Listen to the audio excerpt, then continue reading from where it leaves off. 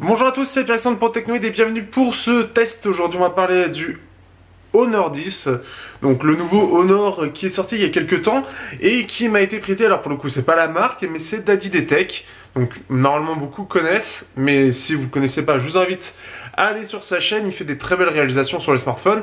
Il est moins technique que moi, mais il s'y connaît quand même. Et pour un avis plus concis, surtout beaucoup plus belle image, eh bien allez voir et vous pouvez vous abonner. Vous avez en dessous le lien. Donc le Honor 10, c'est un petit peu c'est le remplaçant du Honor 9 tout simplement, avec toujours ce côté très brillant et surtout ils ont ajouté une petite variante, c'est-à-dire que ça peut virer un peu au violet. Donc selon l'angle, ici on le voit par exemple le violet, et en face il est bleu. Donc c'est assez sympa, toujours avec ce système de reflets particulier. Et en plus de ça, ce qui est assez sympathique, c'est que là où le Honor 9 était sorti à 430 € avec une ODR de 30 € qui le rend à 400 €, bah là il est repassé à 400 € avec une ODR de 30 € qui le fait à 370 €. Ce qui est intéressant en soi, puisque déjà ça montre une volonté de rester avec toujours le même prix. Là où le concurrent entre guillemets principal, même si c'est pas la même cible, qui est OnePlus, n'a pas arrêté d'augmenter ses prix au fur et à mesure du temps. Du côté d'Honor, on a vraiment essayé de chercher à rester sur la cible des 400 € et ne pas aller chercher les 500. Et pour autant, il y a eu pas mal de nouveautés, et ça on va le voir tout de suite. J'ai fait un test il n'y a pas longtemps du Honor View 10 et ce qui est bien c'est que je pourrai aussi vous faire une petite comparaison rapide sur diverses choses sur ce Honor 10 par rapport au View 10. Il y a quelques similitudes, quelques petites différences et c'est ça qui peut être intéressant pour les intéressés. On passe tout de suite au test.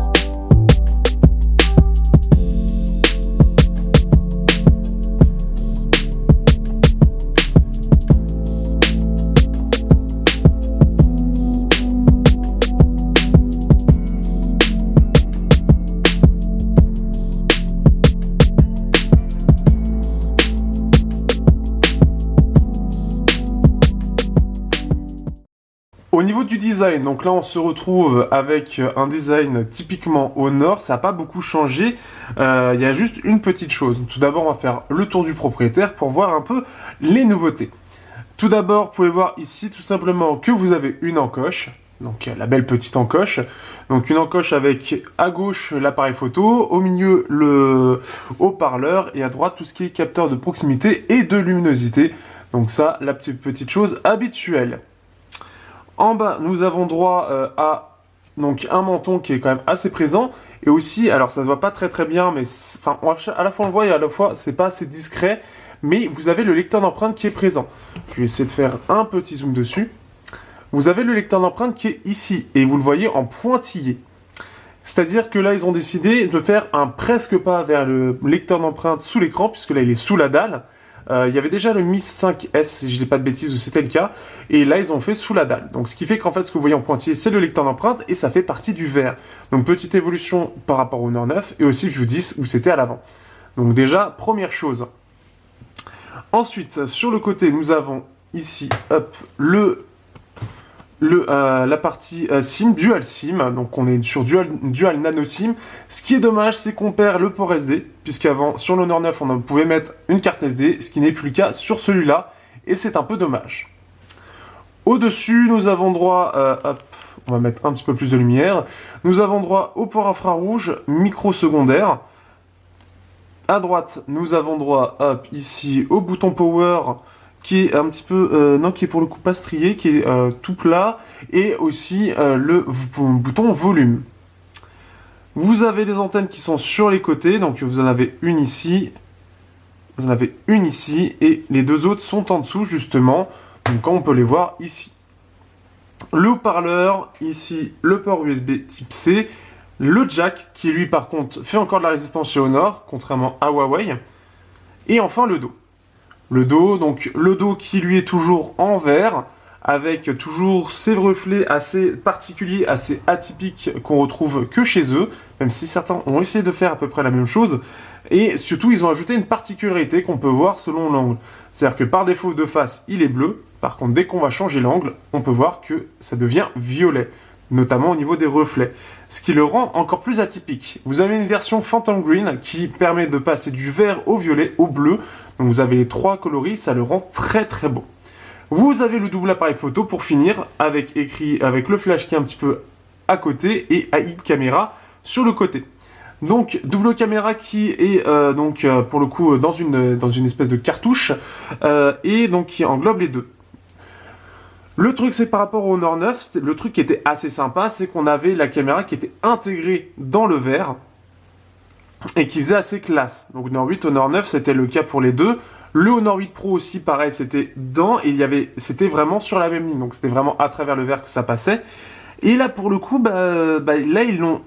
Autant que je peux comprendre qu'ils veulent le mettre à part, parce que, à mon avis, je pense, dans l'idée, allez, je voyais la trace de doigt par contre, ça me perturbe, mais je pense qu'ils ont décidé de le mettre à part du verre parce qu'il y a dû avoir beaucoup d'accidents et ça a dû traverser là où est l'appareil photo. C'est ce qui m'est arrivé pour mon Honor 8 que je n'ai malheureusement jamais revu et c'était très dommage parce que c'était mon meilleur téléphone à l'époque. Aujourd'hui, là, ils ont décidé de le mettre à part et je pense que c'est vraiment pour le protéger des différentes chutes et justement de le mettre sur un verre à part. C'est la plus grosse explication et par contre, il reste quand même assez épais en soi et c'est entre guillemets une régression par rapport aux anciens modèles où ça faisait aussi son petit effet qu'il soit sous le verre et qu'il n'y ait rien d'autre qui dépasse. Je trouvais ça très sympa. Là, le fait qu'il soit en dehors, ça fait un peu moins bien, ça fait un peu moins classe, un peu moins premium entre guillemets. Donc ça c'est la petite chose. Aussi on a l'apparition de l'encoche. Pour moi c'est l'une des meilleures encoches avec Essential qui est sortie jusqu'à présent. Parce que déjà, on va y reparler, mais on peut afficher beaucoup d'informations. Elle est toute petite et elle est plutôt jolie. Alors après comme j'ai la partie...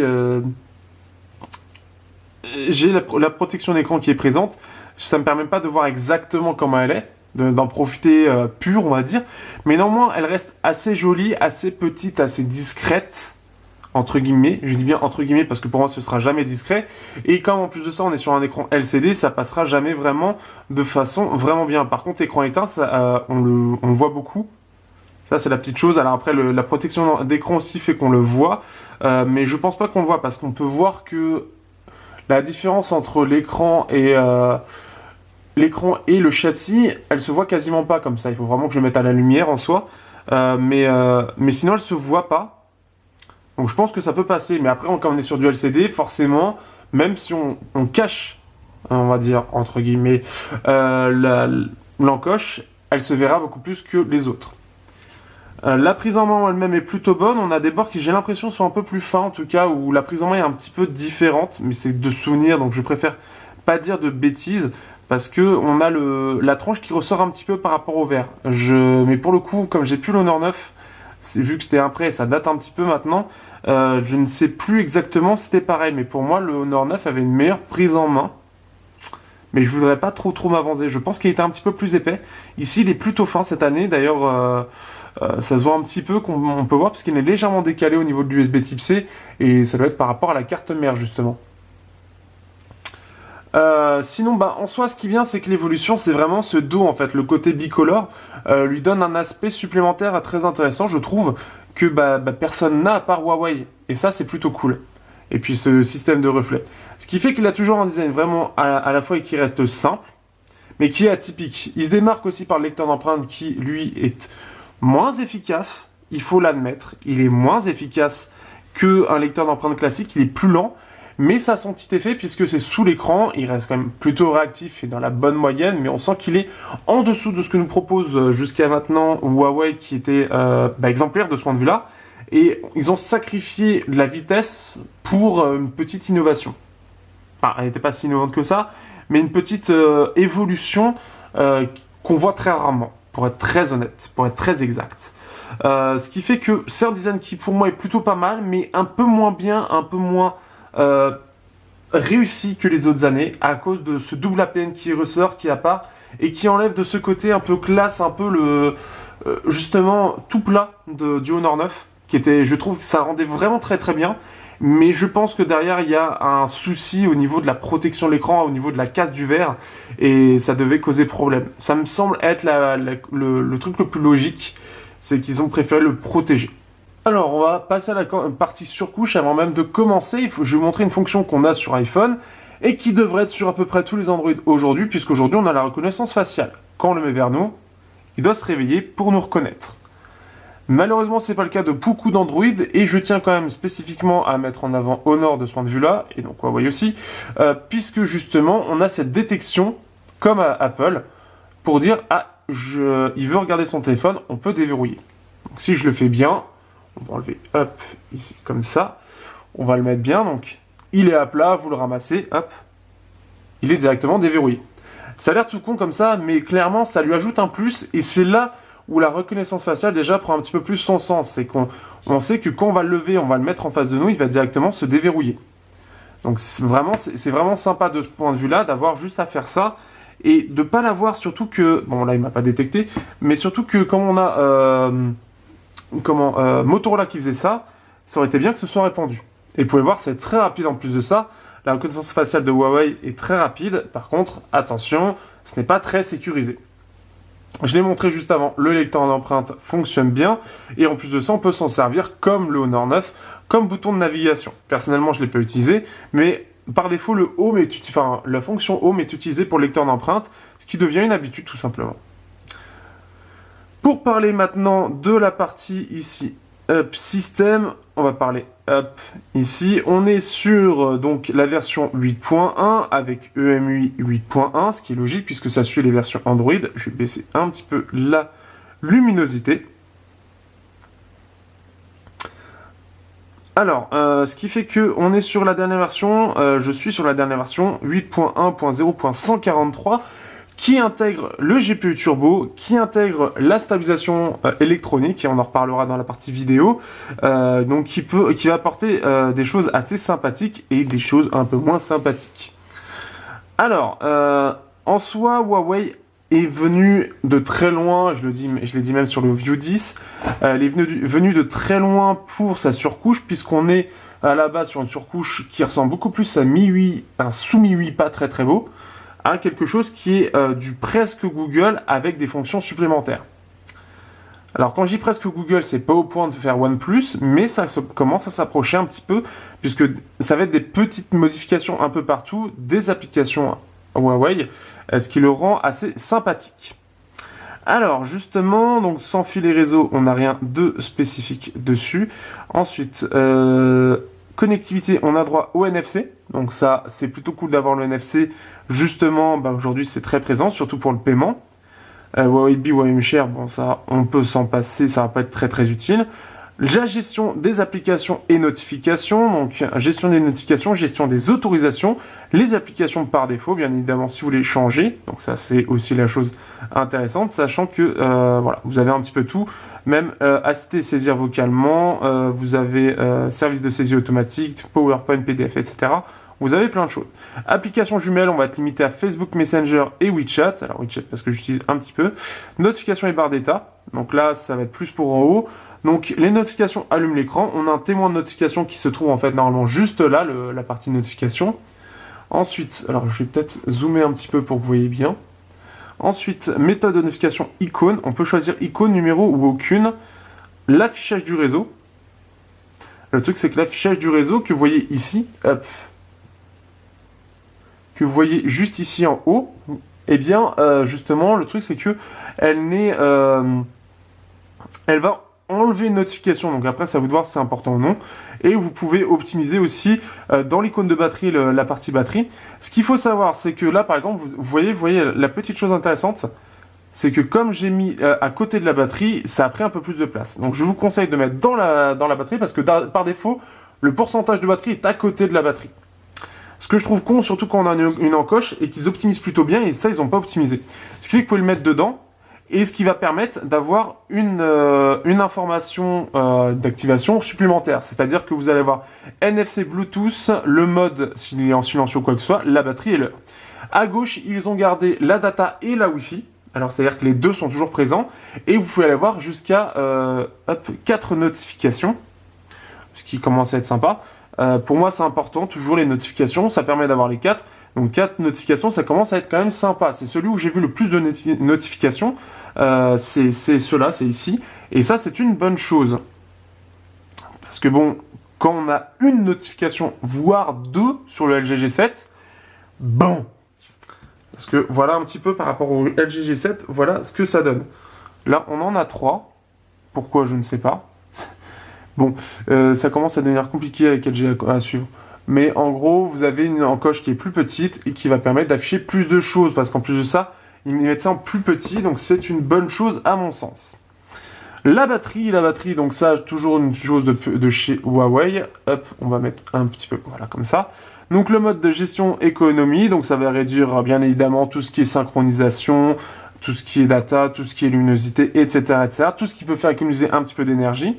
On peut choisir la résolution. Alors soit ça peut être en résolution intelligente, donc c'est-à-dire que selon ce que vous allez faire, ça va être en HD ou en Full HD. Bien évidemment, on est sur du Full HD+, bon, parce que c'est du 18/9e, enfin 19/9e même. Ensuite, là, on a le lancement d'applications. Qu'est-ce qu'il veut dire exactement? En fait, voilà, vous avez... donc, en fait, ça va gérer automatiquement ce qui peut se lancer ou non. Donc, en général, tout est géré automatiquement, mais vous pouvez tout simplement voilà, choisir si ça se lance automatiquement, si lancement secondaire lancé par d'autres applications, donc si on peut le gérer ça, et s'il peut être géré en arrière-plan. Donc ça c'est plutôt intéressant. Niveau de consommation, donc là on va pouvoir voir le niveau de batterie, bon truc classique. Optimiser la consommation d'énergie, bon ça c'est un petit peu particulier, c'est ouais on peut l'étendre de 9 minutes parce qu'il faut faire attention à mettre un petit peu moins ceci ou désactiver cela. Voilà, c'est tout. Et vous avez encore l'icône de batterie qui est présent. L'affichage, on est sur quelque chose, donc on va pouvoir gérer la luminosité, mode et température de couleur. Vous avez couleur et couleur vive. Alors là où sur le Honor View 10, on avait juste 2 fois couleur, là ils ont bien précisé couleur normale ou vive. Donc normale, ça va être proche de la réalité, vive, ça va être quelque chose d'un peu plus fun. Et avec des beaux blancs par contre, des blancs bien blancs à mon sens. Et vous pouvez choisir la température de couleur en plus de ça, donc selon ce que vous préférez. Ensuite, on a le confort des yeux. Si jamais vous voulez justement faire attention à vos yeux, eh bien, vous pouvez choisir de réduire la lumière bleue avec ce mode confort des yeux qui est accessible ici, tout simplement. Alors, il n'est pas par défaut, mais vous pouvez l'ajouter normalement. Ah non, pardon, il est confort des yeux, il est là. Voilà, hop. L'encoche est la fameuse encoche. Alors, vous pouvez choisir par défaut ou la cacher. Alors forcément, comme c'est du LCD, ça va un peu plus se voir. Surtout en pleine journée, ça va être assez présent. Parce que bah, c'est du LCD, donc en niveau contraste, c'est de la merde par rapport à du AMOLED. Et ce qui fait que comme le contraste est beaucoup moins bien, beaucoup moins fort que du côté de l'AMOLED, ce qui est déjà perceptible de toute façon même avec de l'AMOLED, eh bien dissimuler l'encoche n'aura pas de gros intérêt. À mon sens, donc après à vous de voir, mais ben, moi je ne le cache pas parce que de toute façon pour moi ça fait faux et donc c'est pas agréable. Vous pouvez choisir le mode d'affichage si vous voulez que ce soit affiché plus petit par exemple, donc là ça va permettre d'avoir plus de choses à l'écran. Bon, pour vos petits yeux, hop, pour vos petits yeux on va remettre en normal, voilà.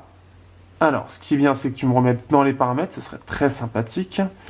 La taille du texte aussi, on peut la choisir. Économiseur d'écran, rotation automatique, rotation intelligente. L'écran pivote pour suivre la direction de votre visage. C'est-à-dire que si je me mets comme ça et que je tourne la tête, même si la rotation automatique est active, eh bien, elle ne bouge pas parce qu'elle fait attention à savoir si j'ai la tête sur le côté ou pas. Ce qui peut être très sympathique, par exemple, vous êtes dans le lit. Vous avez la rotation automatique activée, vous êtes sur un site, sur Facebook, sur Twitter, et vous mettez sur le côté. En général, les smartphones vont se mettre aussi sur le côté, et ils vont tourner tout simplement pour se mettre en mode paysage au lieu de mode portrait. Et bien avec ça, ça vous permet d'empêcher, il va le voir en fait, il va activer la caméra pour savoir dans quelle position votre tête est. Et je trouve ça pas con du tout, en termes de petites choses sympathiques, je trouve ça très sympa. Le son, vous allez avoir bon, les choses classiques et vous allez avoir l'effet Huawei Hisense pour gérer les paramètres son, donc qui va permettre d'avoir quelque chose d'assez sympathique. On y reviendra sur la partie son, ça va être intéressant. Ensuite, stockage, on a bien évidemment les 128 Go, ça c'est la version en tout cas 128 Go, vous avez la version 64, plus de possibilités d'avoir 2 cartes SD, donc plus de gestion de ce point de vue-là. La sécurité, donc on a Google Play Protect, etc. Identification via empreinte digitale et par reconnaissance faciale. Donc là, le côté classique. Sachant que par contre, pour pouvoir déverrouiller à la main, ça va être un code à 6 chiffres. Donc pas de schéma ou quoi que ce soit, c'est juste un code à 6 chiffres. Donc un peu dommage qu'ils intègrent toujours pas le schéma, que j'apprécie fortement. Après, vous avez coffre-fort aussi pour pouvoir ouvrir des applications spécifiques ou des documents spécifiques uniquement via votre visage ou votre empreinte digitale.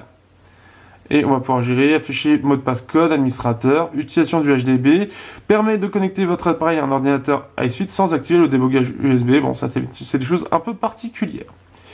Ensuite, on va avoir Assistant intelligente, iTouch qui va être en fait, présentation. Ça va permettre de maintenir de doigts et touch identifiera rapidement les produits qui sont affichés en utilisant Amazon Assistant. Donc en fait, c'est comme Google Lens ou comme Bixby qui va permettre de comprendre ce qu'il voit. Donc un shopping visuel, bon, quelque chose qui m'intéresse pas du tout. Navigation une main, je vous l'ai montré d'ailleurs, donc en faisant comme ceci, qui est toujours présent. Contrôle par les mouvements. Alors là, c'est les choses classiques, voilà, blablabla. Partition d'écran, ce genre de choses. Commande vocale, étui intelligent, allumage, extension, vous avez compris, vous avez vu. Ensuite, les services de Google qui sont maintenant présents, qui ont leur propre partie. Ensuite, les systèmes. Et donc, vous avez, à propos, les mises à jour, navigation système, où justement, on peut choisir barre de navigation manuelle ou dock de navigation. Donc là, ça va être carrément un point qui va vous permettre de gérer.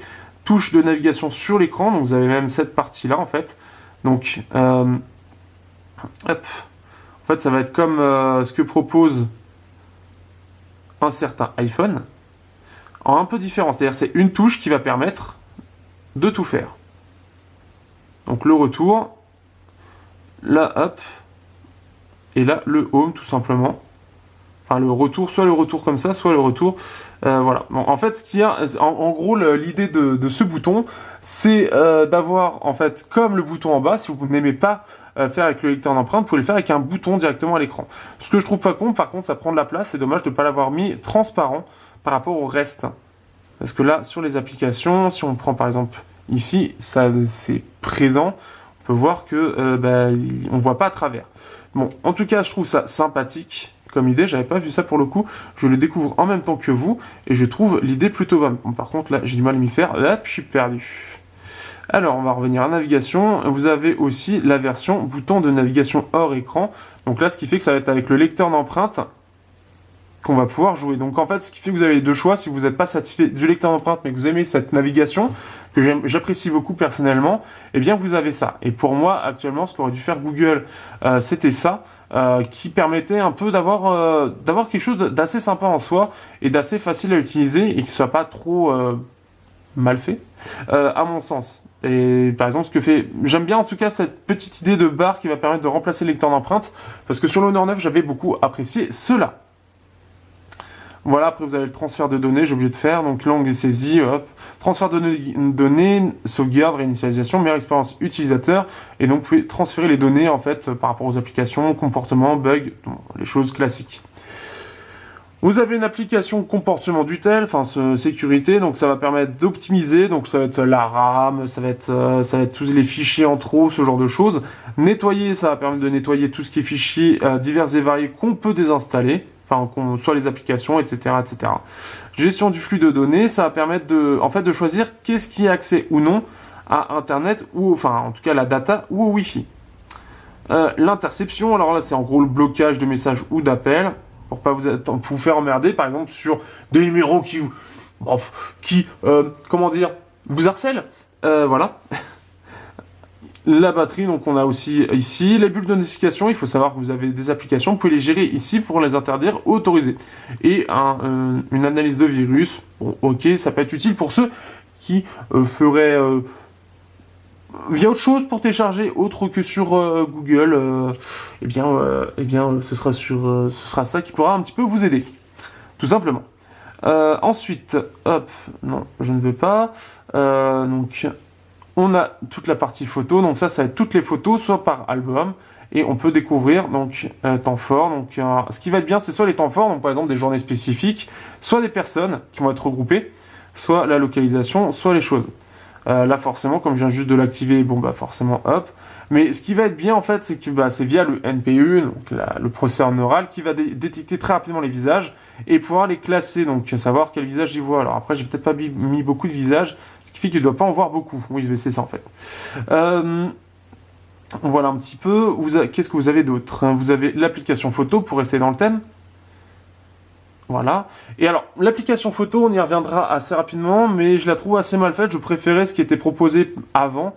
Parce que là, en fait, par exemple, pour aller dans la partie plus, pour voir tous les modes, il faut appuyer plusieurs fois. C'est très mal fait. Je trouve pas ça très très réussi de ce point de vue-là, et on voit pas forcément tous les modes. Parce que pour le coup, pourquoi mettre objectif avec filtre AR, alors que dans plus, il y a des choses beaucoup plus intéressantes, telles que le monochrome, le mode pro, le ralenti, ce genre de choses. C'est un peu dommage. Alors, ensuite, pour continuer dans cette voie, vous avez aussi l'application ici. Donc, bon, elle n'a pas changé l'application musique. Il faudra vraiment qu'elle évolue à mon sens, parce qu'on est à peu près toujours sur la même chose. Donc là, c'est la chose qui, je pense, serait à travailler aujourd'hui sur cette surcouche et qui est totalement abandonnée, ou de la supprimer, de laisser Google avec son application musique. Ensuite, donc là, la partie photo, on a fait. Mode fête. Alors, il y a une chose intéressante, mais il faut plusieurs Huawei pour ça. Hop. Alors, ah non, pardon, on a juste à scanner ou via NFC. En fait, j'ai pas testé, je vous l'avoue. Mais l'idée est bonne, en tout cas, c'est de synchroniser la lecture de musique sur plusieurs appareils. Quand vous avez plusieurs appareils avec de bons haut-parleurs, eh bien, ça va permettre de commencer la fête, par exemple. Je sais pas si le LG, il le fait, s'il détecte tout de suite. Est-ce qu'il va détecter le QR code? Bon, pour le mode fête, après quelques essais avec le LG G7, c'est un échec total. Le QR code ne marche pas. Je pense qu'il faut d'autres Huawei ou Honor avec ce mode fête pour pouvoir rejoindre et pouvoir jouer, mais pas les restes. Donc une bonne idée, mais dommage, ça peut pas être bien appliqué. On a les astuces pour ceux qui veulent voir toutes les petites choses un petit peu particulières qu'il y a. Le site Honor pour acheter tous les accessoires. Bon, le côté un peu normal. Ensuite, email, agenda. Vous avez fichier en particulier qui va permettre de voir soit en global, en version simple, ou une petite mise à jour permet d'acheter de l'espace de stockage, donc une petite mise à jour de l'application. Corrige les problèmes identifiés. Ok, ultérieurement. Local, vous pouvez voir en local, là, sinon un côté classique. Ensuite, pour la partie, alors le truc qu'il faut, c'est Huawei Health, il faut pouvoir normalement se connecter.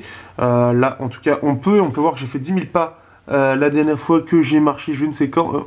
Et donc, on peut voir ici, au niveau des pas, etc., le sommeil historique, poids, etc. On peut ajouter d'autres choses, montre intelligente, bracelet, etc., pour pouvoir justement ajouter le plus de données. Et vous pouvez faire de l'exercice, en fait, et ça va permettre de compter un petit peu ce qui est possible, en fait, enfin, ce qui est possible. Le nombre de calories que vous avez perdu en faisant de la course ou ceci ou cela. Ceci étant totalement indicatif et ne représentant pas la réalité, puisque chaque personne est différente et que ce n'est pas forcément le plus précis. App Gallery qui va permettre sinon, hop, s'il veut bien, voilà, là il faut un identifiant par contre. Qu'est-ce que vous avez d'autre pour faire rapide?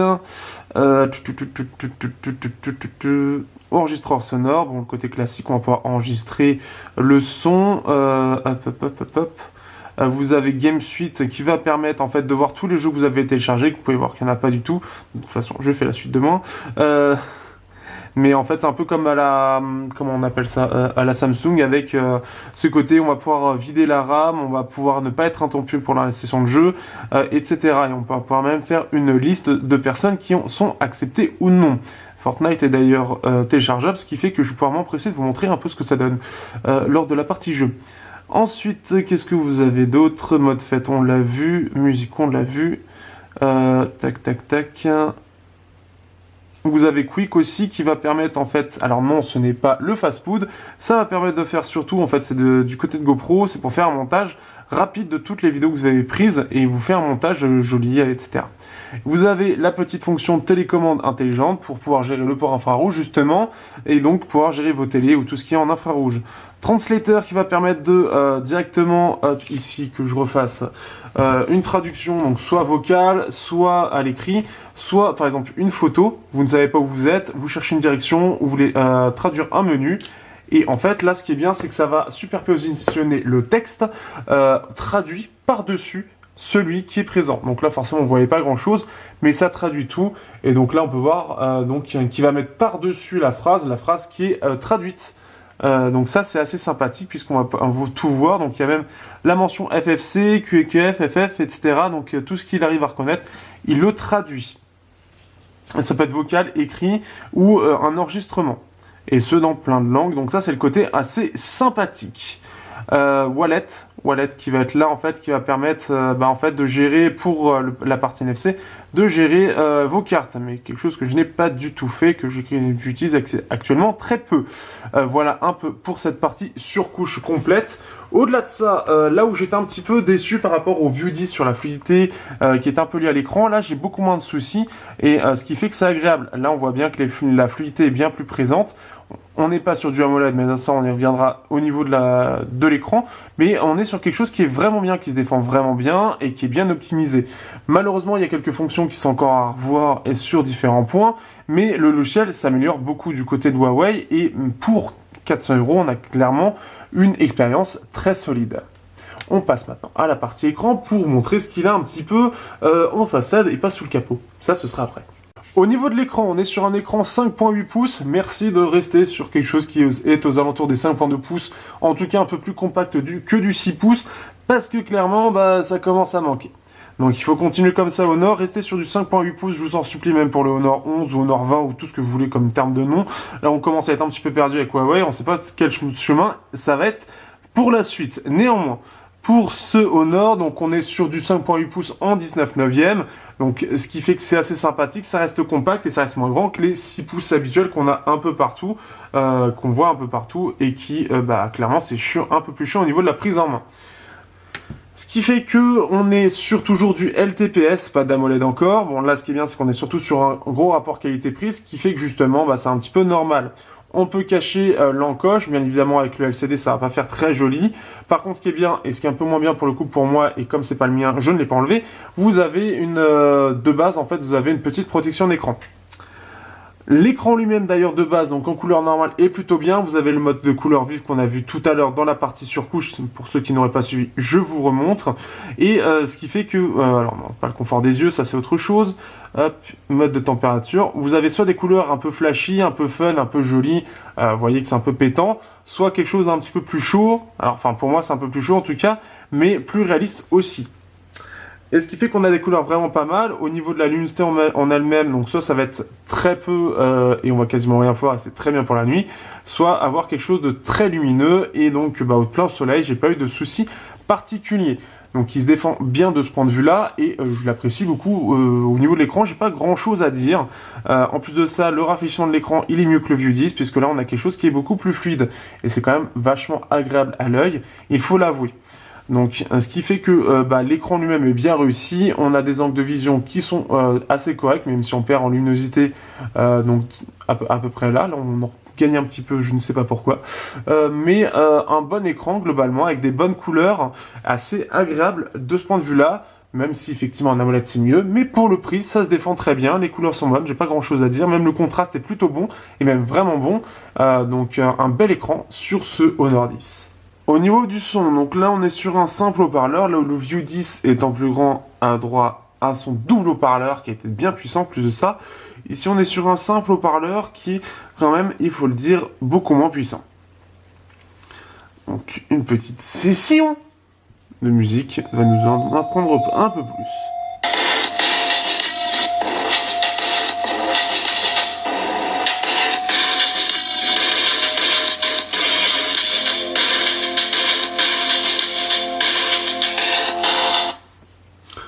Voilà un petit peu pour faire simple. On va faire même plus un petit peu mieux.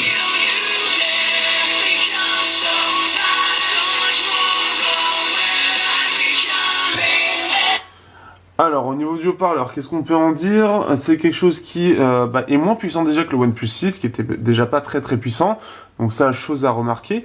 Ensuite, autre chose, il est donc simple haut-parleur, donc on est plus sur le double haut-parleur du 10, ce qui est un petit peu dommage.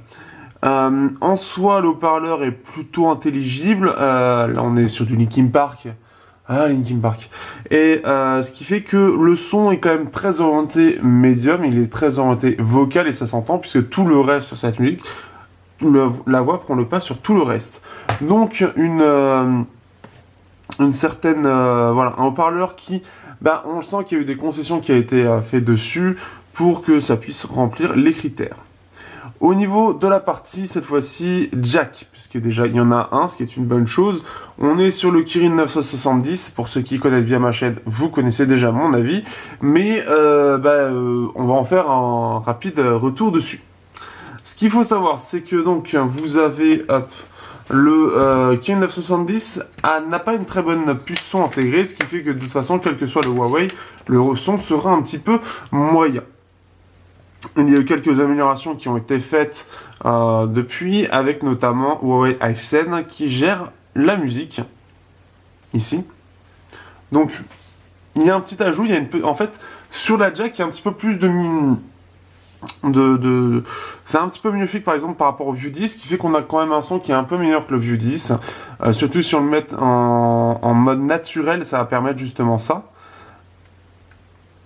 Et justement, là pour le coup, ils sont allés sur quelque chose de beaucoup plus simple, puisqu'on a automatique, audio 3D qui est franchement pas terrible. On a déjà parlé dans le View 10, c'est le même audio 3D, donc c'est-à-dire qu'en gros, on va pouvoir choisir si c'est rapproché, de face, élargi ou grand. Sauf que dans les 4K, de toute façon, je vous déconseille de l'utiliser. Le mieux est de l'avoir en mode naturel, qui va avoir un effet un peu meilleur que ce qu'il y a de base, et qui va donner un côté, pour le coup, un peu plus naturel, d'un peu meilleur, d'un niveau un petit peu meilleur, mais vraiment juste au-dessus. Malheureusement, il a toujours 2 générations de retard en termes de musique, il faut pas se voiler la face, et il restera bien derrière la concurrence, toute la concurrence de ce point de vue-là. Donc quelque chose qui, j'espère, sera rattrapé sur le Kirin 980. Ceux qui sont adeptes d'avoir un bon son sur la jack, malheureusement, vous serez un peu déçus, il faut le dire réellement, parce que ça manque réellement de profondeur. C'est d'ailleurs le principal problème, c'est que ça manque de profondeur, donc dans le sens où la musique semble très plate, elle semble pas du tout vivante, et c'est un très gros problème de ce point de vue-là. Ensuite, l'autre problème, c'est que ça manque quand même un peu de détails, ça manque de pas mal de petites choses pour le rendre vraiment intéressant.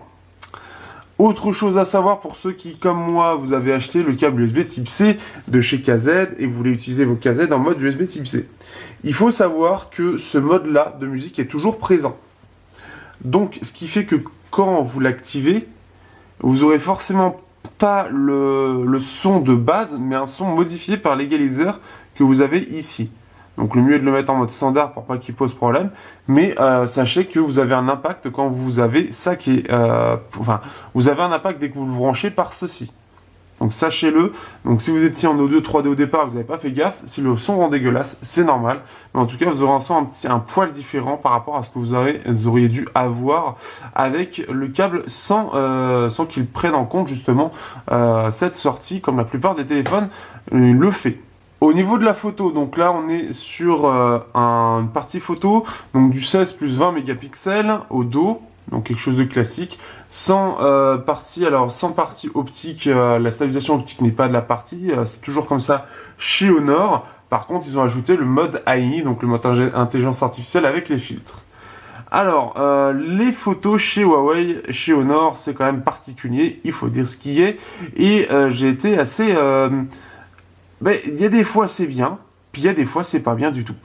Donc je ne sais pas forcément quoi en penser. En fait, de base, il est très bien. De base, je trouve que naturellement, il est très bien. D'ailleurs, on va revenir sur l'appareil photo. De base, il est très bien, mais en mode AI, je le trouve vraiment beaucoup moins bien. Aussi, l'appareil photo a évolué. Et en fait, alors vous avez ouverture qui est tout à gauche. Vous avez le mode portrait, donc plus orienté pour justement les visages. Donc avec le mode beauté qui est intégré, etc. Le mode 3D aussi qui va donner un petit peu plus de profondeur, enfin un effet de profondeur sur la photo, mais il faudra passer par l'application galerie de base. La photo classique, vidéo, On pourra faire de la 4K 30 fps, hop ici, Full HD 30 et 60 fps, alors Full HD plus même, et vous pouvez choisir si c'est en H265, donc ça prend un peu moins de place, mais ça consomme un peu plus en termes de puissance, ou le 264 qui est le plus répandu. À savoir que vous avez aussi en mode 18 neuvième ou en mode 16 neuvième 30 fps seulement, la possibilité d'activer la stabilisation d'image. On y reviendra juste après, mais c'est plutôt efficace. Vous avez objectif avec filtre AR, donc ça c'est par rapport à votre visage, donc avec arrière-plan, etc. Mais c'est lié vraiment plus à tout ce côté Snapchat, etc. quand vous les postez. Et vous avez les modes ici, donc avec le mode pro, ralenti, cliché nocturne, monochrome, light painting, HDR, time-lapse, filtre, etc., etc. On va se focaliser sur la base. Donc ce qu'il faut savoir, c'est que le double capteur photo, c'est deux capteurs photo, donc 16 et 20 mégapixels en ouverture 1.8 tous les deux. Ce qui fait que de nuit, on peut faire de très beaux clichés, ça je l'avais montré avec le View 10. Mais aussi, on a le mode x2. Le mode x2, en gros, ça va permettre de faire un zoom x2. Alors, c'est pas aussi bien qu'un vrai zoom x2.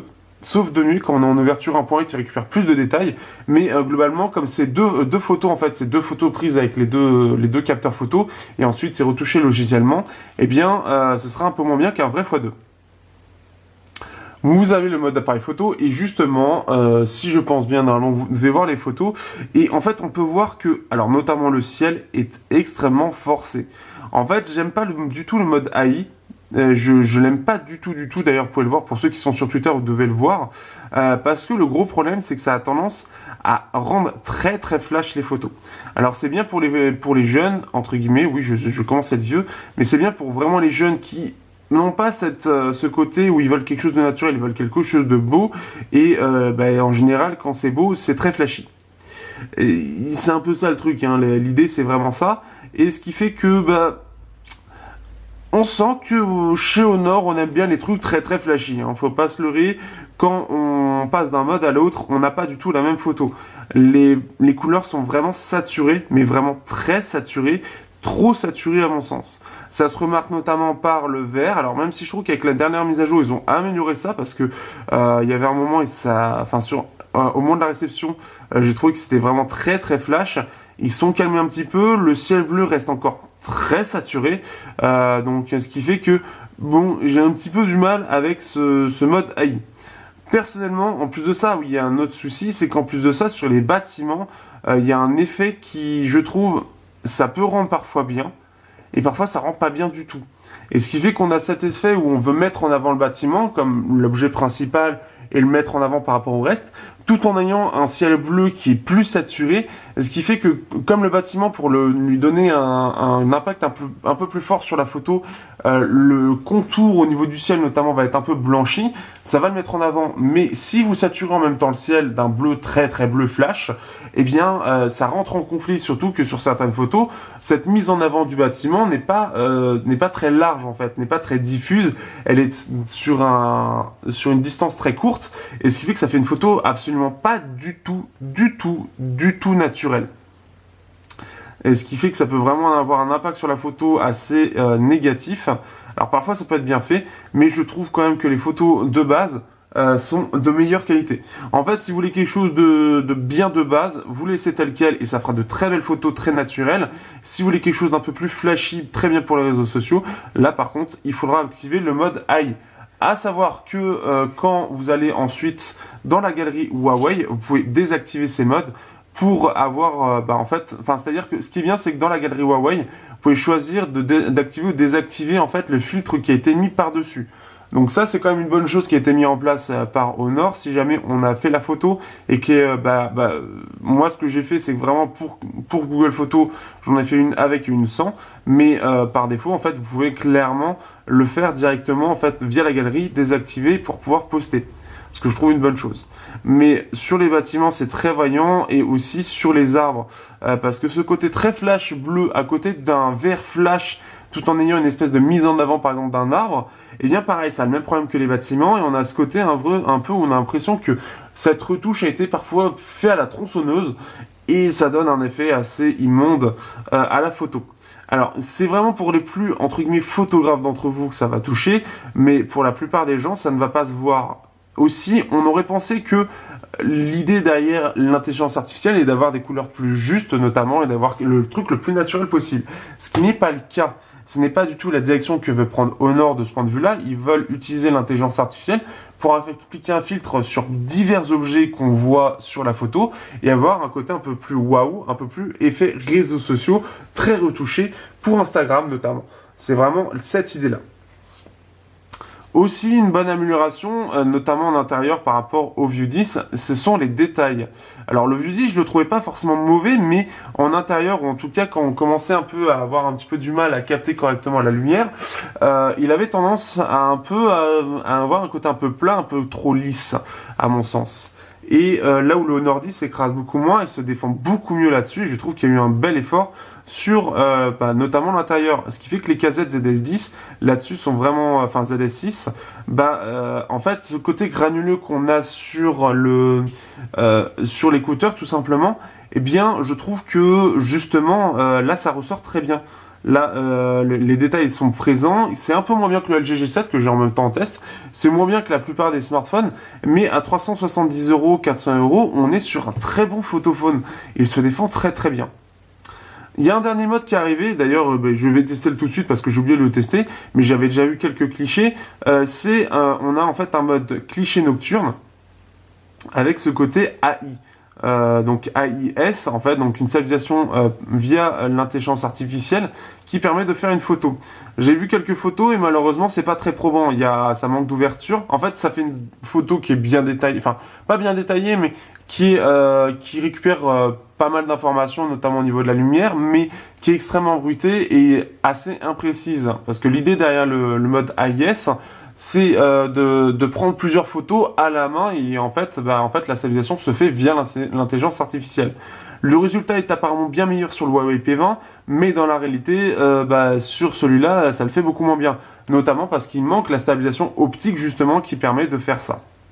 Vous avez une dernière chose, on va parler, normalement vous avez dû voir la photo pour le mode AIS qui a dû passer si je le fais bien. Donc voilà, c'est si je le fais bien surtout. À savoir aussi une dernière chose, dans cette dernière mise à jour, vous avez le GP Turbo, mais vous avez aussi le ralenti 480 fps. Alors, Honor, comment dire, un 480 fps quand on est passé après du OnePlus 6 ou du Galaxy S9, ça pique un peu. Parce que ce n'est pas du vrai 480 fps. On est sur du 720p 480 fps, mais dans la réalité, on sent vraiment qu'on n'est pas du tout sur la même qualité. On sent qu'il y a une grosse partie logicielle de lissage, d'un certain ajout d'image logiciellement, pour avoir cet effet un peu fluide et assez lent. Dans la réalité, on doit être sur un 120 fps à 15 fps, avec des images qui sont mises entre temps, ou un espèce de lissage entre les images, pour avoir ce résultat. Et un résultat qui manque énormément de détails, avec une espèce de traînée d'images très dégueulasse. C'est pas beau du tout, c'est pas du vrai 480 fps, c'est pas vraiment 720p, c'est pas beau à mon sens, et on pourrait s'en passer. Un dernier mot sur la vidéo, on va parler, alors ce qui est déjà bien c'est qu'on peut toujours filmer en 4K, il manque la 4K 60 fps, mais à 380 € on peut pas s'y faire, enfin autant la fine bouche. Néanmoins ce qui est bien c'est qu'on est sur un capteur qui est de meilleure qualité, donc en tout cas c'est mieux optimisé, et ce qui fait que par rapport au View 10 on a une bonne évolution puisqu'on a une 4K quand même beaucoup plus fine et beaucoup plus agréable à regarder. Je trouvais que sur le View 10 c'était pas très beau, ça manquait de détails, on aurait dit presque du 1080 où c'était mis en 4K mais c'était pas très bien fait et c'était pas beau du tout à mon sens. Donc là ce qui fait qu'on a quelque chose de bien détaillé et beaucoup plus agréable à regarder. Ce qui manque évidemment c'est de la stabilisation optique pour avoir quelque chose d'assez joli. Par contre, il y a une très bonne évolution, et ce qui est dommage, c'est que ce soit pas fait sur du 4K, parce que là, pour le coup, c'est un petit retard par rapport à la concurrence, notamment le OnePlus 6, qui montre qu'on peut faire de la stabilisation optique sur de la 4K. Ici, ce n'est fait que sur du 1080p. Alors, à la limite, ce serait au moins bien de le proposer en 2K, d'avoir une petite résolution intermédiaire en 2K, pour pouvoir proposer cette stabilisation électronique. En gros, ça doit récupérer à peu près, ça doit être le même principe que Google, Sauf que sur le View 10, cette mise à jour, enfin, c'était assez déjà présent sur le View 10. Et le problème, c'est qu'on avait ce même problème que j'avais pour le ralenti, cette traînée qu'il y avait. Et ce qui fait que ça rendait pas bien du tout.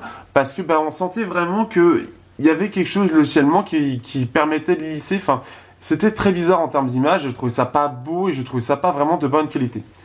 C'est la stabilisation 1080p sur ce téléphone. Alors, ce qui est dommage, c'est qu'on n'est pas sur du 60 fps. Néanmoins, il y a une bonne évolution puisque celle-ci est vraiment pas mal. C'est une très bonne stabilisation électronique et le 1080 est très joli, ça reste bien détaillé, ça reste agréable. On a une stabilisation qui est assez douce dans le sens où on va avoir vraiment des gestes qui sont doux et donc c'est assez joli à regarder. On est sur à peu près ce que propose le OnePlus 6, mais seulement 1080p, c'est ça que je retrouve le plus dommage là-dedans. Mais j'espère que pour le prochain Honor, on aura du 4K stabilisé électroniquement et pourquoi pas aussi un peu optiquement. Mais en tout cas, c'est déjà une bonne évolution sur la qualité vidéo où c'est le truc qui pêche le plus actuellement chez Huawei et Honor. Donc il y a eu un travail logiciel qui a été fait clairement sur ce Honor 10. Au niveau de l'autonomie, on se retrouve avec une batterie de 3400 mAh si je me perds pas dans les spécifications. Une batterie qui forcément est moins bonne que celle du View 10 avec les 3700 mAh. Et on est sur une autonomie qui, elle est bonne. Mais elle est moins bonne que ce que propose par exemple le View 10 avec 300 mAh de plus. Je trouve que la qualité est vraiment meilleure en termes d'optimisation. Actuellement, j'ai fait, sur une journée, donc à 13%, il me restait, j'ai fait 4h38 et il me restait 13%. Donc on peut faire un peu plus, juste un petit peu plus que un petit peu plus que 5 heures. C'est un peu moins bien optimisé de ce point de vue-là. Et je pense que justement le View 10 avait cette espèce de réduction de performance en 30 fps bizarre, je ne saurais pas dire, qui fait qu'on arrivait facilement aux 7-8 heures. Ici, on est un peu plus aux alentours des 5 heures, 5h30, 6 heures, avec justement je pense cette hausse de performance, il doit être un petit peu moins bridé pour le coup, pour avoir une meilleure expérience utilisateur, et ça consomme un petit peu plus d'autonomie. En plus de savoir que je suis sur la version GPU Turbo de la mise à jour, donc il n'y a pas eu d'amélioration concrète au niveau de l'autonomie, ce qui est un poil dommage, mais on est au-dessus de la moyenne, donc il se défend encore bien. On est dans la moyenne à peu près, donc il se défend bien, il n'y a pas de choses particulières, mais il n'est pas pour autant beaucoup bien meilleur que les autres. Il est pour moi à la hauteur du OnePlus 6 à peu près en termes d'autonomie, ce qui pour moi n'est pas forcément un bon point, mais n'est pas mauvais non plus. C'est juste que c'est pas exceptionnel en soi. Après, les Kirin n'ont pas été toujours un exemple en termes de consommation. Il faut savoir aussi qu'il a la supercharge, donc ce qui fait que ça va recharger la batterie très rapidement. Donc on peut penser aux alentours des 1h20, 1h30, comme la plupart des smartphones avec une charge extrêmement rapide, sachant que c'est parmi les plus rapides. Donc à prendre en compte là-dessus, c'est bien de l'avoir intégré, d'avoir la version la plus rapide surtout. Au niveau de la partie benchmark, on se retrouve sur Geekbench avec le Kirin 970 qui est un octo-cœur, donc un octo-cœur qui pour le coup il a 4 cœurs en 2,36 GHz en Cortex A73 au lieu des A75 qui viennent de sortir, et 4 cœurs en Cortex A53 au lieu d'A55 à 1,8 GHz. Pour le coup, il accuse un petit retard, puisqu'on peut le voir qu'il est à seulement 6528 points, donc c'est un petit peu inférieur à ce qu'on a par exemple sur le OnePlus 6 avec les 8000, plus de 8000 points, voire 9000 points, donc ce qui fait que forcément il est beaucoup moins performant en benchmark. Et 1892, on est bien en deçà de ce que proposent beaucoup de smartphones. On est en fait équivalent à la génération d'avant avec le Note 8 ou S8. Voilà, c'est un petit peu, par contre, voilà, il est équivalent, c'est un wagon 835, pour faire plus simple. Donc, il y a un petit retard, gravé en 10 nanomètres. Ça va être rattrapé avec le Kirin 980, mais bon, on le verra plus tard sur le Honor, parce qu'il y a un décalage sur la sortie des SoC. Il faut savoir que Huawei sort les processeurs en fin d'année, là où tout le monde le sort en milieu d'année suivant, en fait. Et ce qui fait que ça peut occasionner un retard. Pour le coup, là, pour le coup, les A75 sont arrivés un peu plus tard. Dans la réalité, la différence est pas si évidente que ça, puisqu'on va être très proche. Il y a une bonne optimisation de la part de Huawei sur l'ouverture d'applications, etc. Ce qui fait que l'écart se creusera pas tant que ça. Et il se défendra très bien face au dernier du genre, en tout cas pour une utilisation quotidienne. Pour la partie benchmark, la partie GFX, donc il faut savoir qu'on est sur un Mali G72 MP12, donc ça commence un peu à évoluer en termes de graphisme chez Huawei en se disant bah, ce serait bien de mettre quelque chose d'un peu plus performant. Et bah, là malheureusement j'ai plus les scores, donc ça fait que je peux pas vraiment vous montrer et que bah, il est un peu tard. En gros il fait 1511 en termes de frame, donc 1511 ça se défend plutôt bien, sachant qu'il commence à 2200 et ensuite il va descendre voilà, il descend en fait avec la chauffe à 1511. On est au-dessus de ce que propose un Snapdragon, enfin aux alentours de ce que propose un Snapdragon 820 en termes de benchmark, encore une fois. Donc ce qui fait que c'est en soi c'est plutôt pas mal. On peut voir justement la courbe ici. Donc on passe sur une demi-heure de 95 à 69 et ici donc de 2243 au plus bas 1566 avec ça rehausse un petit peu vers les 1750-1800 donc selon la chauffe. Il faut savoir qu'avec, que ce soit avec ou sans GPU turbo, il n'y a pas de grosse différence en termes de consommation. On est sur à peu près la même chose, que ce soit consommation, que ce soit performance. Sur un benchmark, ça ne fera pas de différence. Dans la réalité, par contre, il y a bien une différence qui sera présente, puisqu'on aura une meilleure stabilité, notamment. Une meilleure stabilité, c'est-à-dire qu'au lieu d'avoir des choses qui vont beaucoup bouger, eh bien, ça va rester très stable. Je vais mettre un tweet si j'arrive, si j'y pense. Surtout si j'y pense, je suis désolé si j'oublie, mais un tweet de Alexis de Honor qui avait partagé justement le travail d'une équipe qui avait en direct pendant un soir sur PUBG uniquement fait un comparatif entre lui, le OnePlus 6, le S8 ou le S9 pardon, et je sais plus quel téléphone, et ce qui fait que le grand avantage étant justement son côté très stable. Il était stable à 30 fps. Donc ce n'est pas le plus puissant, ce n'est pas celui qui pourra afficher le plus de choses, mais par contre ce qui est bien et l'avantage qu'on en a, c'est que ce qui est très important en termes de fluidité, c'est d'avoir une stabilité. Et si vous avez la stabilité, c'est déjà mieux que d'avoir, par exemple, il vaut mieux avoir 40 fps stable plutôt que du 50 fps qui va dégringoler à 30 pour venir à 50 très régulièrement. Parce que visuellement ce sera plus fluide plutôt que quelque chose qui va tendance à bouger entre du mauvais et du moins mauvais, enfin du bon et du moins bon, ce serait plus clair. Donc ce qui fait que ça va être un avantage, mais on ne verra pas forcément, en fait on verra pas forcément la différence entre GPU turbo ou non, c'est surtout qu'on gagne en stabilité. On se retrouve sur Geekbench, sur Geekbench non, mais on se retrouve sur PUBG et je suis dans une situation assez délicate pour le coup, puisque là, je ne sais pas forcément quoi faire. Alors, le jeu est actuellement en élevé et HDR, donc pour le mettre un petit peu plus, bien sûr, dans l'embarras s'il pose problème. Ça manque un petit peu de fluidité par rapport au OnePlus 6 ou par rapport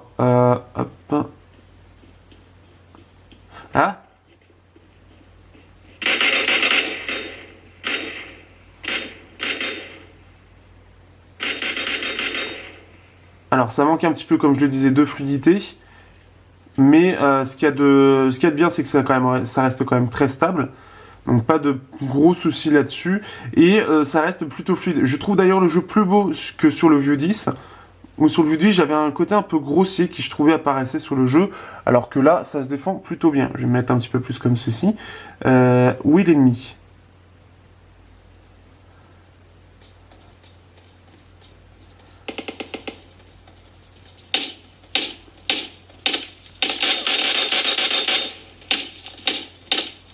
Il y a des gens qui... Ah, et ils me tirent de là.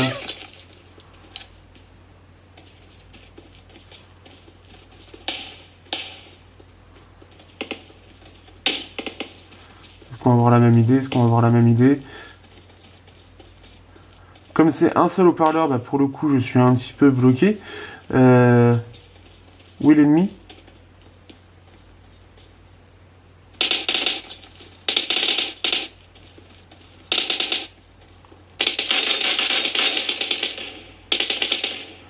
Bon, ça va, le pote est venu m'aider. Et il y a un autre... Ça tire un peu de partout.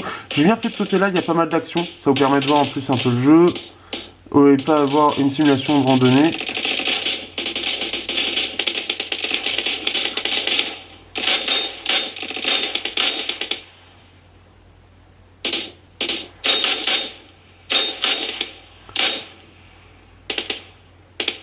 Ah, j'ai plus que 6 balles. Ah, ça par contre, ça casse les couilles. Et je ne sais pas où était le reste de l'ennemi. Ah.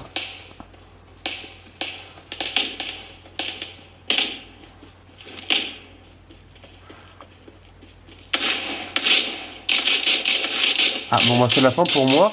Ça vous aurait permis de voir un gros gameplay pour le coup avec pas mal de combats. Assez intéressant. Non, et si. Donc, ce qui fait que ça se défend bien. C'est pas parfaitement fluide, mais ça se défend bien mieux quand même que le Vue 10 où il y avait pas mal de petits à-coups, je trouvais. Donc là, le côté GPU Turbo se voit. Donc voilà un petit peu pour la partie gaming. Je pense que là, une grosse session sur le plus gros consommateur de jeu, c'est largement suffisant. Alors, que peut-on penser de ce Honor 10 qui est très joli? Eh bien, justement, déjà, il est très joli, il a un design qui est quand même à part, donc qui est intéressant. Donc ça, déjà, c'est plutôt cool. Ensuite, par rapport au Vue 10, on va commencer tout de suite comme ça. Par rapport au Vue 10, ce qui est bien, c'est que je le trouve globalement plus fluide, avec un meilleur écran, avec de meilleures photos, même si c'est un poil moins lissé sur le Vue 10, il fait globalement de meilleures photos. Avec le mode AI, ça va plaire à pas mal de monde, je pense, même si ça me plaît pas personnellement. Ensuite, bah, il est plus compact, hein, parce que le 6 pouces c'est bien, hein, le 6 pouces 19 neuvième, tout ça, mais les petits téléphones ils sont ouf. Donc ce qui fait que c'est quand même pas inintéressant d'avoir ça. Vous avez ça, vous avez le petit lecteur d'empreintes, c'est tout con, mais le fait qu'il soit sous la vitre donne un petit effet quand même un petit peu plus sympa, un petit peu pour le coup dans le truc, innovation, etc. Donc ça c'est plutôt cool. Il a donc, comme j'ai dit, caméra et vidéo, ça a quand même une bonne évolution. Par contre, bah, il perd le port SD, il n'a pas le double haut-parleur. Ça va être surtout ça en fait, la différence avec le Vue 10. Ensuite, ce que je peux dire en soi du Honor 10, bah, c'est quand même un sacré rapport qualité-prix. On peut parler du OnePlus 6, certes, mais je suis un peu plus d'accord pour dire que c'est surtout le Honor 10 qui a un sacré rapport qualité-prix. Qui, bah, pour le coup, bah, à moins de 400 €, en restant sur quelque chose de très compétitif, il reste toujours extrêmement intéressant. Et ça, c'est le truc qui fait la différence par rapport au reste des smartphones. C'est que là, on est sur quelque chose de bien. Alors, on peut avoir en concurrence le Zenfone 5, qui est son concurrent principal. Bah, après, le truc, c'est que j'aimerais bien le tester pour me faire un vrai avis. Mais celui-là est très intéressant parce que bah, les photos sont vraiment belles, et c'est quand même ce que beaucoup de gens recherchent. On a la charge rapide, une bonne autonomie globalement, même si c'est pas extraordinaire.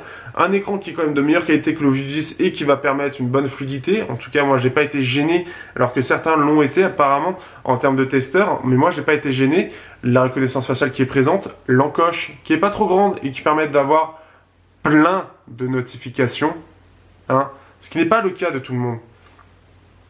Hein, je vous montre un petit peu. Vous voyez ça, là. Ça c'est bien. Voilà. Là, ce qui fait que j'ai 5 notifications avec en plus la Wi-Fi et la data. Voilà, ce serait bien qu'il y ait d'autres qui fassent ça, quoi. Parce qu'avoir 2-3 notifications grand maximum, et c'est incroyable quand il les a.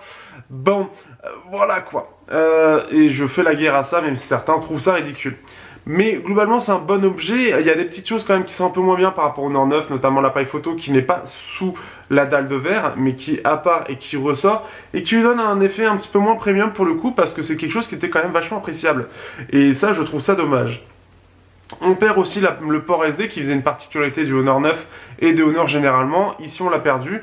On est quand même de base sur du 64 Go, ce qui est bien, mais ça aurait été bien quand même de le garder.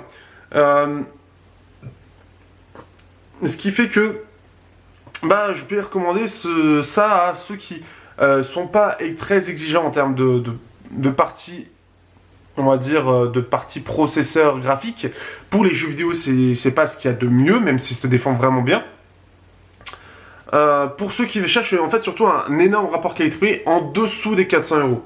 Parce qu'aux alentours des 500 €, vous avez quand même beaucoup de concurrence. Hein, on a Samsung qui est arrivé, OnePlus qui est présent, le LG G7, si le LG G7 il est pas très loin aussi des 500 €. On a beaucoup de concurrence. On a le Zenfone 5Z aussi qui est bien présent. Et dans la barre des 400 €, on a le Zenfone 5 qui est très intéressant et on a lui. Et ce qui fait que lui il se défend très bien. Il se défend même très très bien. Il arrive toujours à faire honneur à la gamme Honor et la gamme Honor juste avec un numéro. Donc Honor 9, Honor 8, en restant sur le même prix. Là où les deux qu'on suivait jusqu'à maintenant, c'était OnePlus et Honor. qui était sur le rapport qualité-prix, qui était sur d'excellentes specs pour un prix mini, etc. C'était vraiment l'idée. Sauf que ça a commencé avec l'Honor 6, en tout cas chez nous, à 300 € et ça a augmenté jusqu'à 430 € avec l'Honor 9. On est revenu un petit peu à 400 € avec ce Honor 10, ce qui est une excellente chose. Du côté de OnePlus, on est passé de 300 à 400, 400 à 420 ou 430, et là on est passé à 520. Donc ce qui fait que ça fait plus cher quand même. Enfin, il y a eu des paliers entre temps, mais ça fait quand même plus cher. Et ce qui fait que c'est un peu dommage parce que pour le coup, ils se perdent dans un rapport qualité-prix moindre. Et là, actuellement, leur donner des avantages réellement énormes par rapport à la concurrence, c'est compliqué. Il faut dire ce qui est. Et je reste sur cet avis-là de mon côté.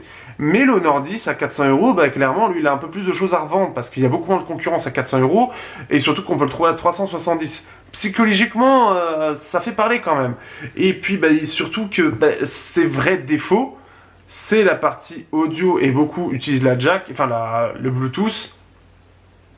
Bravo les gens. Beaucoup utilisent le Bluetooth. Certes, il a que le Bluetooth 4.2, mais il y a combien de casques Bluetooth en 5.0? Voilà. Il y a surtout ça. Et puis, en fait, c'est tout. En fait, ici, il manque la stabilisation optique. Ça, ce serait l'évolution qui serait vraiment excellente chez Honor. La stabilisation optique en vidéo. Une amélioration de la puce son aussi, ça peut être sympa. À voir avec le Kirin 980, mais ce serait une bonne chose. Une petite puce son intégrée, hein, chez Cirrus Logic, pas un gros truc, mais juste histoire d'avoir un bon rendu audio, hein, ce serait bien ça. Mais en gros, c'est surtout ces deux choses-là. Et sachant que pour la puce son, moi je suis très exigeant. Certains ne le sont pas autant que moi. Donc ça aussi, c'est intéressant. Ce qui fait que, il a quelques petits défauts. Alors aussi, il y a une petite chose que j'ai pas parlé dans le design, c'est qu'il a quand même de gros bords en soi, il n'est pas ce qu'il y a de mieux optimisé, mais à 380 € ça se comprend. Donc il est pas parfait, je suis d'accord, mais il a plein d'atouts. Et puis même le fait d'avoir juste à le relever, qu'il se réveille et qu'il reconnaisse tout de suite le visage, c'est l'un des rares acteurs à faire ça. Et pour ceux qui aiment la reconnaissance faciale, c'est quand même le petit truc en plus assez sympathique. Donc voilà un petit peu pour cette partie-là. En tout cas, j'espère que cette vidéo vous a plu. Je remercie encore Daddy de m'avoir prêté le téléphone. Donc encore une fois, si vous êtes arrivé jusque-là, n'hésitez pas à vous abonner à sa chaîne, à regarder les vidéos. Si vous aimez bien les belles réalisations de vidéos, vous pouvez y aller. Il fait des très très belles vidéos. Il a un appareil de fou. Mais il fait des très belles vidéos, donc je vous le conseille et je lui remercie encore de m'avoir permis d'avoir eu le Honor 10 un peu plus tôt que la normale, parce que je sais que j'aurais dû attendre peut-être un petit peu plus, surtout que le vidéo c'est encore chez moi, donc c'est pour dire. Donc voilà, tout simplement pour terminer cette vidéo, et bien sûr après vous pouvez poser vos questions, vous pouvez partager, ça ce serait toujours très cool, et puis posez vos questions, encore une fois, posez-les, allez, posez-les je vous dis. Oui, je sais, c'est malaisant. Bref, je vous dis à bientôt pour un prochain test sur Technoïd.